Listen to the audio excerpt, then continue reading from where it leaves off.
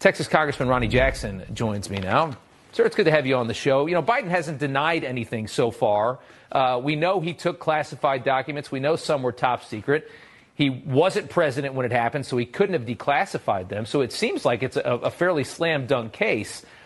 But I guess that presupposes that you're actually going to have a real special counsel here and not like a prop.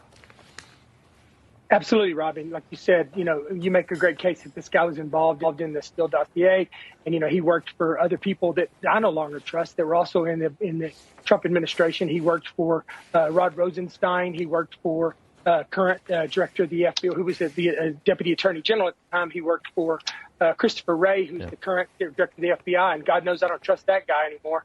Right. So these are people that are part of the deep state. These are people that have been involved in weaponizing the government against their political adversaries.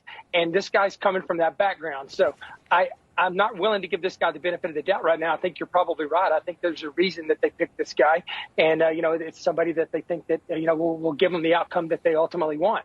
But, you know, let's just start by saying, like, this is crazy, Rob. This is absolutely crazy. This is going on. I want to make a point that hasn't been brought up a lot is that, you know, it doesn't matter. I keep hearing the excuse that, well, they were locked up in a closet or they were in a secured space, and Biden says that his garage was locked. None of that crap matters. None of that matters. He did not have the authority to have those documents outside of a classified controlled space inside the White House or, you know, a SCIF somewhere. And I worked at the White House for 15 years, including the 8 years that Biden was vice president. And I know exactly how this process works. Those documents cannot be moved around unless they're in a locked briefcase. And the people that move them around actually have to have a courier card. I had a courier card when I was there. The military aides, the other people that move classified information around, they had a courier card, and those documents are in brightly colored folders. They have cover sheets on them. They're stamped. So there's no excuse. Now, they're making the case that, you know, that they were just stupid and naive, and they didn't know that the documents were there and that they were in the garage and whatnot. Now, I will grant, you know, we watched this administration for 2 years. I can buy that argument that they were stupid, naive, and didn't know.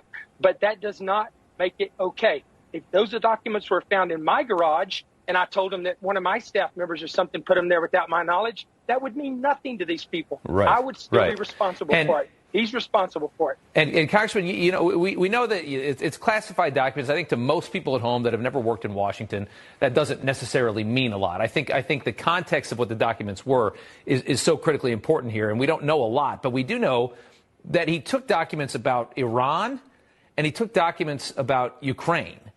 And there's only less than 20 documents. So it almost seems like he was choosing specific things for whatever reason. Ukraine is the one that stands out the most. We know that Hunter was Joe's bagman for Ukraine, that they made together a fortune off Ukraine. $80,000 a month was going to Hunter. We know that money goes to Joe as well. We know it's not just a Hunter scheme. This is a family scheme. They're making money off Joe's access and his power in Washington. You know, this is what it is. And now we learned that Hunter was living with his dad in the home where these classified documents were found. And I just wonder, does that change anything? I'm not sure that it does. Well, Rob, obviously, I mean, there's 20 that we know about. Who knows how many more there were that they got rid of, that they burned, destroyed, or that, you know, basically that disappeared over the years.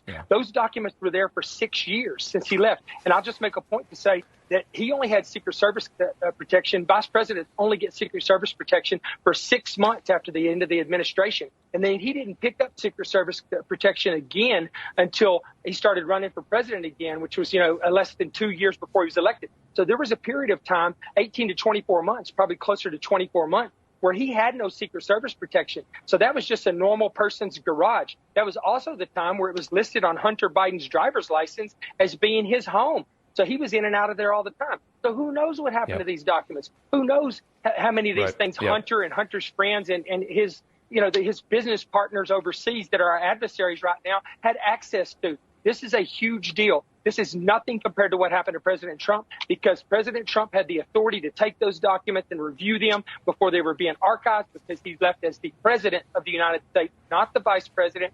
And he had the authority while he was president to declassify those documents. And Joe Biden did not have that authority. He never had that authority. And it's no different than those documents being in his house than they would if they were in my house. Congressman, you're not wrong. Thank you so much for taking the time on a Friday night. And the new book right there, Holding the Line. Congressman Ronny Jackson, you, Rob. Appreciate thank you so much for taking the time. We appreciate it. Good to see you. You bet.